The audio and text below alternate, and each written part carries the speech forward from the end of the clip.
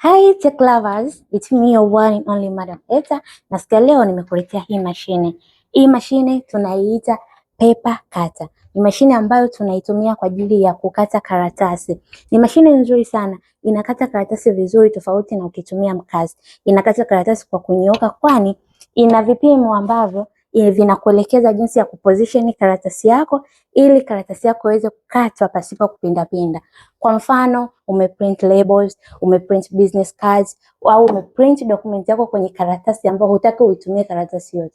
So utatumia hii paper cutter kwa ajili ya kukata karatasi yako katika size uitakayo kulingana na vipimo ambavyo umewekewa hapa. Hizi ni kama ruler au measurement ambazo unatumia kuposition karatasi zako ili uweze ukakata kwa umakini na kwa ufanisi kabisa. So sikia leo nitakuelekeza hatua kwa hatua jinsi ya kutumia hii mashine kukata karatasi yako. Na hivi ndivyo tunakata kwa kutumia paper cutter. Kama unavyoona kisu chake ni kikubwa sana na kina magari sana. Na ukishusha tu shwa kisha kata. Kama unavyoona paper cutter ina mistari ya dot na mistari meusi iliyokolea.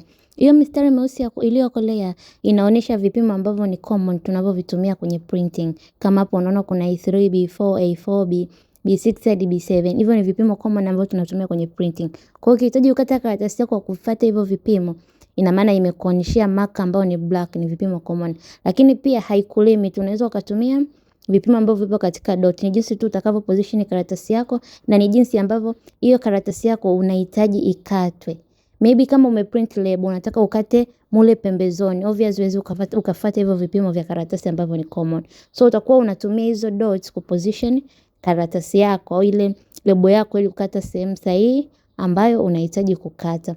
So hapo kwa mfano nimeweka karatasi ya A4 na nataka nikate kwenye A5, imebidi nilaze katika horizontal way ili niweze kuipata size ya A5 kwa sababu A5 hapo hiyo margin hizo zinazoonyeshwa hapo hizo mistari meusi zinaonyesha A5 katika vertical way. Kwa mimi kama karatasi yangu ni kubwa kuliko A5 inabidi niilaze katika horizontal orientation ili niweze kupata kipimo sahihi cha A5. Kama mnavyoona hapo kwenye karatasi ya kijani nimekata kipimo cha A5 katika usawa unaofanana kama mnavyoona hapo.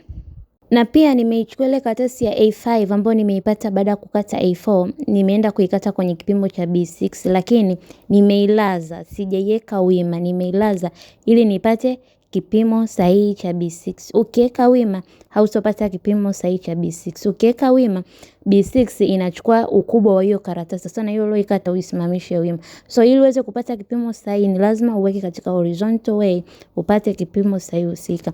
Hii paper cutter inaweza ikakata karatasi zaidi ya moja kwa wakati mmoja hadi karatasi 10, 15, 18 unaweza kuzikata kwa pamoja kwa kutumia hii paper cutter. Na inakuja katika size tofauti. Kuna paper cutter inayokata mwisho wa A4 na paper cutter inayokata mwisho wa A3. Hiyo mnaiona hapo ni paper cutter ambayo ni kubwa inakata size hadi ya A3 ambayo utaipata kwetu kwa shilingi 75,000 tu, na pia ya A4 ipo utaipata kwetu kwa shilingi 50,000 tu. Ni paper cutter ndogo. Bila kusahau iko kidude cheusi kifupi ni kama kiraba, kazi yake kushikilia karatasi. Unaposhusha iko kisu yenyewe inakaza karatasi isiyumbe ili uweze kukata vizuri. Thank you for watching.